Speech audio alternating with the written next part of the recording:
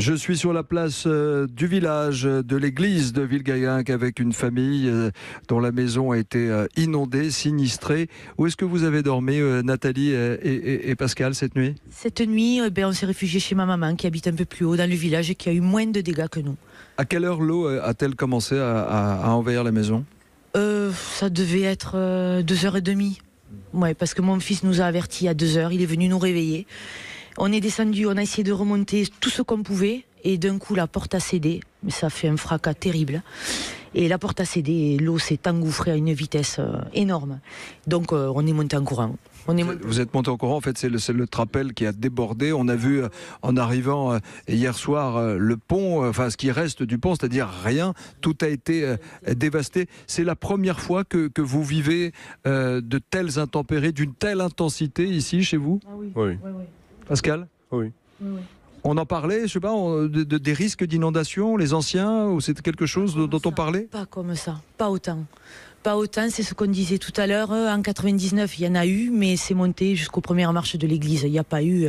voilà. Et là, c'est monté jusqu'où? Oh, ben là, jusqu'au premier étage. On avait de l'eau dans les chambres. Donc, on a bien eu 3,50 m d'eau. Qu'est-ce qu'on se dit à ce moment-là, quand effectivement tout est en train de changer, quand vous ne vous reconnaissez plus votre maison?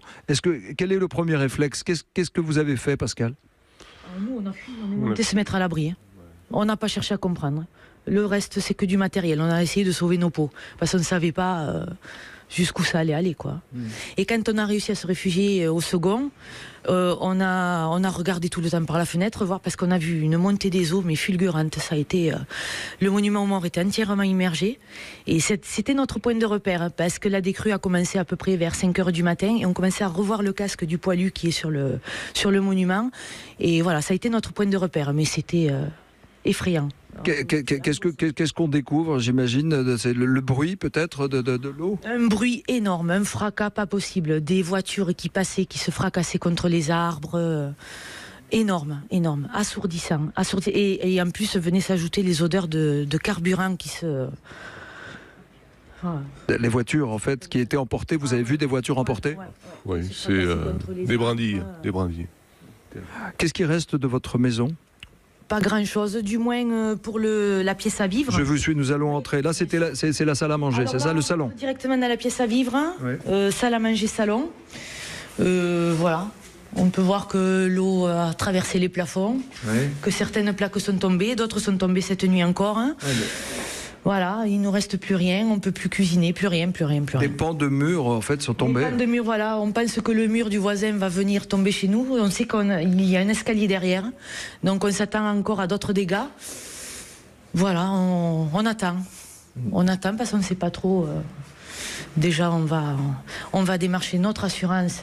La propriétaire a déjà fait le nécessaire. Vous avez pris des photos avant de jeter votre ameublement? Oui, tout à fait. Enfin, on l'a jeté. Il est déposé là, donc voilà. Mais après, tout est resté là. Hein. Il n'y a que le canapé qu'on a sorti, les poufs, les fauteuils. Après, tout est là. La télé, les consoles de jeux des enfants, tout ce qu'on a perdu, le vidéoprojecteur qui est là, le home cinéma. Nathalie, est-ce que vous saviez que vous étiez à ce moment-là en alerte rouge? Est-ce que quelqu'un vous avez prévenu? Les dernières informations qu'on a vues, donc c'était le soir et c'était encore en alerte orange. Il y avait toute une région qui était en orange, quelques départements. Mais on s'attendait à de la pluie puisqu'il pleuvait de toute façon depuis quelques jours, mais pas comme ça, honnêtement. Bon courage à vous. Vous avez besoin de quoi? Aujourd'hui, on peut vous aider comment? Alors aujourd'hui, ce qui nous manque, c'est un véhicule pour se déplacer, puisqu'on a perdu nos 3 véhicules. Mon mari a perdu son camion, donc il ne peut plus travailler. Monsieur est artisan, en fait, il a son atelier à côté. Plâtrier peintre, donc il n'a plus de camion, plus d'outillage, puisque l'entrepôt est là-bas, un peu plus loin, et tout a été dévasté. Nous sommes à vos côtés ce matin pour partager votre drame et en même temps pour dire à nos auditeurs et à tous ceux qui nous écoutent que vous avez besoin d'aide et de solidarité.